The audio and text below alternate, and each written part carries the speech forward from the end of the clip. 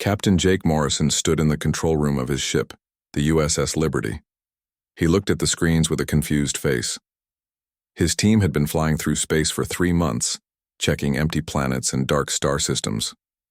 Nothing exciting had happened until now. Lieutenant Amy Rodriguez sat at her computer staring at strange symbols on her screen. She had found something 30 minutes ago that made no sense. The symbols kept appearing over and over again. "Show me that signal one more time, Rodriguez," Captain Morrison said. He walked over to her desk and looked at the weird patterns on the screen. "Sir, this signal is not from any human planet or space station," Amy said, pointing at the symbols. "The numbers and patterns show that very smart beings made this, but it looks like they are asking for help."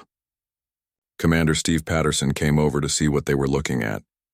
He was the ship's fighting expert and always thought about danger first. "This could be a trick," he said. "Maybe bad aliens are trying to catch us." Captain Morrison nodded. For 3 months they had found nothing in space except dead rocks and empty darkness. Now they had found something that could change everything. The strange signal played again. Lisa Barnes, who worked on communications, looked up from her computer. "Captain, I think I understand some of this message. It really is a call for help. But here is the weird part. They were not trying to talk to us." "What do you mean?" Morrison asked. Lisa showed them her work on the computer. "This signal talks about star systems we have never heard of. It mentions technology that is much better than ours. The aliens who sent this were trying to reach their friends, not humans. Their friends must have much better spaceships and weapons than we do." Everyone on the bridge became quiet. They had found an alien message by accident. Some alien race was in trouble and calling for help. But their message had reached the wrong people. "Sir," Amy said in a soft voice, "there is more bad news. The signal is getting weaker every hour. Whatever is hurting these aliens, it is happening right now. They might not have much time left." Captain Morrison stood up straight. He had made his choice. "Patterson, tell all our ships to get ready for battle. Barnes, keep trying to understand their language. Rodriguez, find out where this signal is coming from and take us there." "Captain," Patterson said, "we do not know what we will find there. This could be our first meeting with aliens and they might want to fight us." Morrison looked serious and determined. "Then we better show them that humans are good people. Someone out there needs help, and we are the only ones who heard them calling." The USS Liberty had 2 other ships with it, the USS Endeavour with Captain Helen Davis and the USS Valiant with Captain Rick Johnson. All 3 ships changed course and headed toward the place where the alien signal was coming from. As they flew through space toward the unknown, the crew worked hard to understand more about the aliens who had sent the message. Lisa Barnes discovered that the aliens called themselves something that sounded like Corvani. She also found out that their enemies were called Zephyrians. "The Corvani seem to be peaceful," Lisa reported to the captain. "Their message talks about research stations and scientific work. The Zephyrians appear to be attackers who destroy other races." Amy Rodriguez was tracking the signal and found that it came from a star system very far away. "Captain, at our top speed it will take us 4 days to reach them. I hope they can survive that long."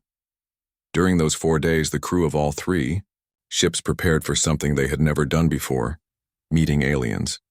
They practiced using their translation computers and made plans for different situations they might face. Dr. Emma Wilson, the ship's doctor, prepared medical supplies in case they found injured aliens. Chief Engineer Tony Miller checked all the ship's weapons and shields. Everyone knew they might be flying into a dangerous situation. "What if their technology is so much better than ours that our weapons cannot hurt their enemies?" asked Patterson during a meeting with the senior officers. "Then we will have to be smart instead of strong," Morrison replied. "Humans have always been good at finding creative solutions to impossible problems." On the 4th day, they reached the edge of the alien star system. What they saw on their screens made them all feel scared and amazed at the same time. The battle they found was bigger and more violent than anything humans had ever seen. Giant alien ships were fighting near a dying star. Huge explosions lit up the darkness of space. The attacking ships were dark and covered with weapons. The Ships being attacked were smaller and more beautiful, but they were losing badly. "My God," whispered Amy Rodriguez. "Look at the size of those ships. Our entire fleet could fit inside just one of them." Captain Morrison studied the battle on his screen. He could see that the beautiful ships were being destroyed one by one. Soon there might be no one left to save. "All ships, prepare for battle," he ordered. "We came here to help, and that is exactly what we are going to do." Commander Zeth Ka stood on his research station as it spun around a dying star. His home was being destroyed piece by piece. The Zephyrian warships were attacking with terrible weapons that could break apart whole planets. Fire and explosions were everywhere. Zeth Ka had 4 eyes instead of 2 like humans. His skin was blue and covered with small scales. He watched sadly as another part of his station was blown away by enemy fire. "We sent another emergency message to the Altarian Defense Coalition," said his communications officer. Her hands were shaking as more explosions hit their failing shields. "But I do not think anyone will answer." Zeth Ka felt hopeless. The Altarians were their old friends and protectors, but they had been defeated 3 years ago. Their powerful war fleets were destroyed and scattered across the galaxy. Every message the Corvani sent now went to empty space. Far away, Captain Morrison's 3 ships arrived at the edge of the star system.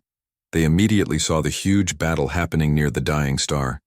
The alien ships were so big that Earth's ships looked like tiny fish next to giant whales. "Look at those energy readings," whispered Amy Rodriguez, staring at her computer screen. "Their weapons could destroy our entire fleet in just a few seconds." Steve Patterson, the military expert, looked worried. "Captain, I think we should leave right now. We have no chance against ships that big and powerful."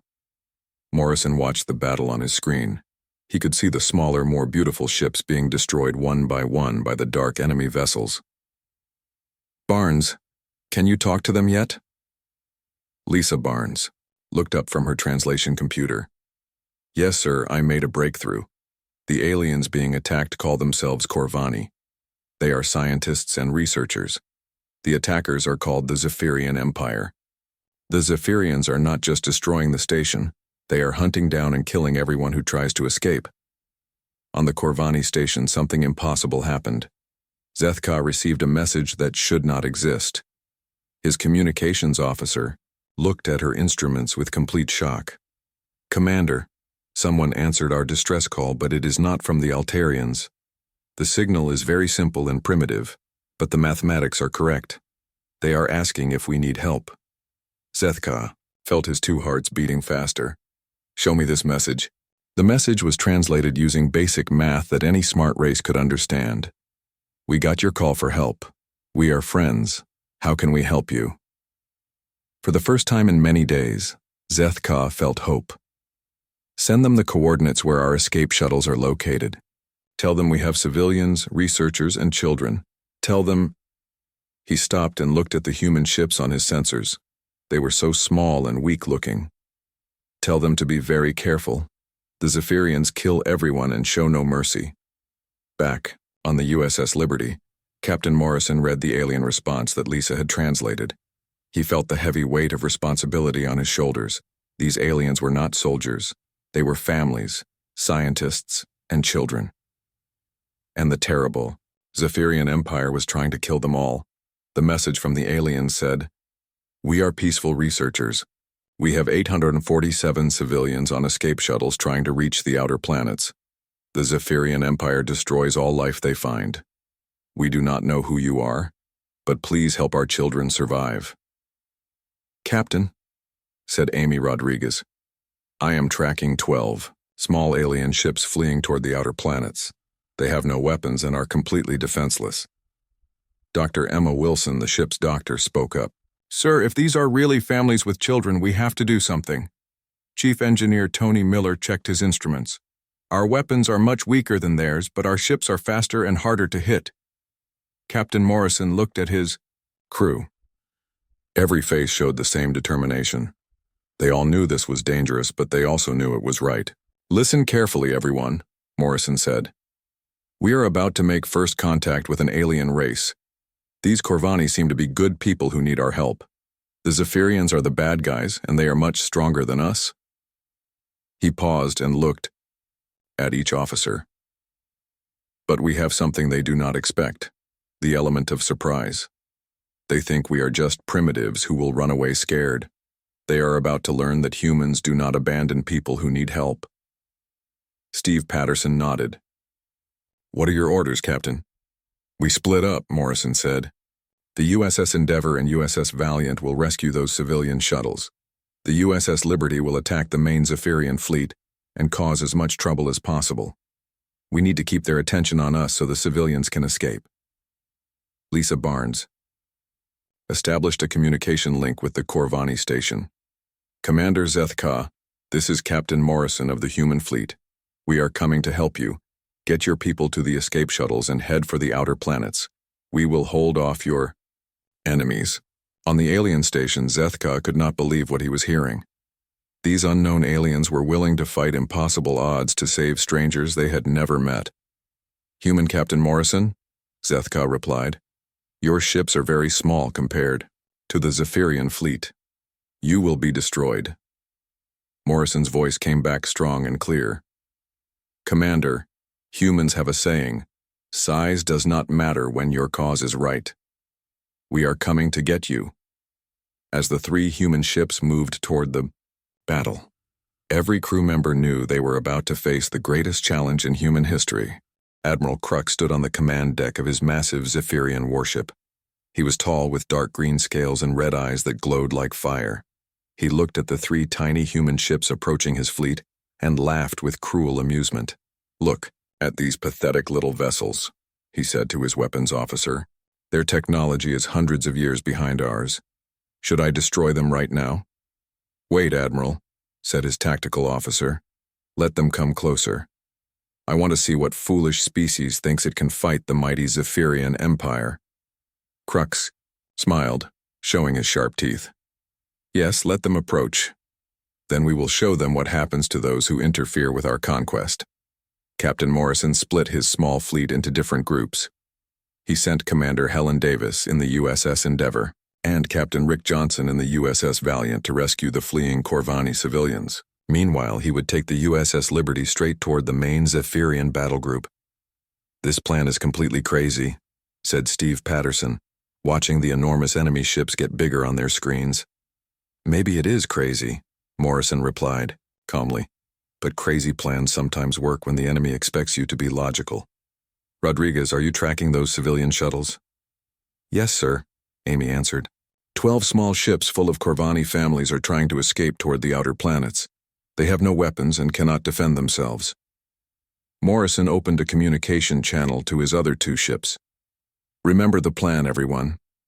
We are not here to win a big battle. We are here to buy time and confuse the enemy. Make them think we are more dangerous than we really are. The USS Liberty fired its weapons first. The human ship used kinetic railguns and nuclear missiles instead of energy weapons like most advanced races. These primitive weapons seemed weak compared to Zephyrian technology, but Morrison had studied the enemy ships carefully during their approach. He noticed that Zephyrian shields were designed to stop energy beams, not physical objects moving at incredible speeds. The first railgun attack punched through a Zephyrian cruiser's shield like it was made of paper, tearing huge holes in the enemy hull. Admiral Kruk stared in shock as alarms rang throughout his flagship. How is this possible? He demanded angrily. Their weapons shoot solid projectiles, Admiral, his engineer reported. Our energy shields cannot stop physical objects moving that fast. Impossible. No civilized race still uses such primitive weapons, but the humans were proving that sometimes old methods worked better than new ones. The USS Liberty moved in ways that Zephyrian computers could not predict, using asteroids and space debris for cover, attacking from impossible angles. Meanwhile, the USS Endeavour and USS Valiant had reached the fleeing Corvani shuttles. Helen Davis coordinated the rescue operation with calm efficiency, her cargo bays filled with frightened alien families while Rick Johnson's ship protected them from enemy fighters. Captain Davis called one of her officers. These aliens look nothing like humans, but their children are crying just like human babies. Some of the adults are injured and need medical help. Dr. Emma Wilson quickly set up medical stations to treat the wounded Corvani. Despite the language barrier, she used gentle gestures and basic medical care to help the frightened aliens understand that the humans were friends. One young Corvani child, no bigger than a human 10-year-old, looked up at Dr. Wilson with large, scared eyes. The doctor smiled and gave the child a small toy from Earth, a stuffed teddy bear. The alien child hugged it tightly, and for a moment species differences did not matter. Back in the main battle, Morrison's unconventional tactics were causing chaos among the Zephyrian fleet. Human ships moved like angry wasps, impossible to catch, striking hard and fast before disappearing again. "They fight like wild animals," observed Crux's tactical officer, watching another human torpedo spread catch a Zephyrian destroyer. "No," Admiral Crux corrected, finally understanding what they faced. "They fight like warriors who will never give up." A group of human missiles hit a Zephyrian ship's engine section. The ship's own power core exploded, creating a brief new star in the darkness. The remaining Zephyrian ships began to move back, their commander finally realizing that these primitive aliens were far more dangerous than they appeared. Tony Miller, the chief engineer on the USS Liberty, worked frantically to keep their weapons and shields running. "Captain, we cannot keep this up much longer. Our systems are overheating and we are almost out of ammunition." "How much more time do Davis and Johnson need?" Morrison asked. Amy Rodriguez checked her communications. "The last shuttle just docked. With the USS Endeavour. All Corvani civilians are safe." "Good," Morrison said. "All ships begin withdrawal. We have accomplished our mission." But Admiral Crux was not ready to let the humans escape. His pride had been hurt by these primitive aliens, and he wanted revenge. "All ships, pursue the humans! Destroy them all!" The Zephyrian fleet chased the 3 human ships toward the edge of the star system. The humans were faster, but the enemy had longer-range weapons. Energy beams flashed through space, barely missing the fleeing Earth vessels. "They are gaining on us," Patterson reported. Morrison looked at his tactical display and made a desperate decision. "Davis, Johnson, take the civilians and jump to hyperspace. Get them to safety." "What about you, Captain?" Helen Davis asked over the radio. "We will hold them off a little longer, then follow you." The USS Endeavour and USS Valiant, loaded with Corvani refugees, disappeared into hyperspace, just as Zephyrian weapons began to hit their target range. Morrison turned his ship around to face the pursuing enemy fleet one last time. "If we are going down, we go down fighting." But something unexpected happened. The dying star that the Corvani station had been orbiting suddenly released a massive solar flare. The burst of energy and radiation created interference that blinded sensors and disrupted weapons systems on both sides.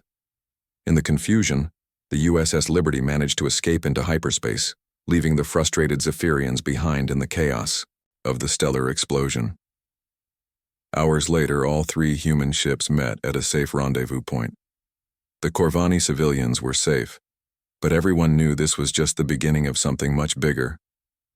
3 weeks later, the Corvani refugee fleet had reached the safety of the Centauri defense zone, escorted by Morrison's patrol group. In the conference room of the USS Liberty, an unprecedented meeting was taking place. Zeth Ka, now serving as spokesman for his people, addressed the assembled human officers. His words, translated through increasingly sophisticated devices, carried the weight of gratitude and wonder. "For 3,000 cycles, my people have known only 2 types of species in this galaxy: those who prey upon the weak and those who ignore the suffering of others. We never imagined there could be a 3rd type." Captain Morrison shifted uncomfortably in his chair. "We just did what anyone should do. You were in trouble. We helped. But you were outgunned, outnumbered, facing technology far superior to your own," Zeth Ka insisted. "By every logical calculation, you should have fled. Instead, you chose to fight impossible odds to save strangers." Amy Rodriguez leaned forward. "Commander Zeth Ka, what will your people do now? The Zephyrian Empire will be looking for you." The Corvani leader's expression grew thoughtful. "My people are scientists, engineers, teachers. We have knowledge that could benefit many species.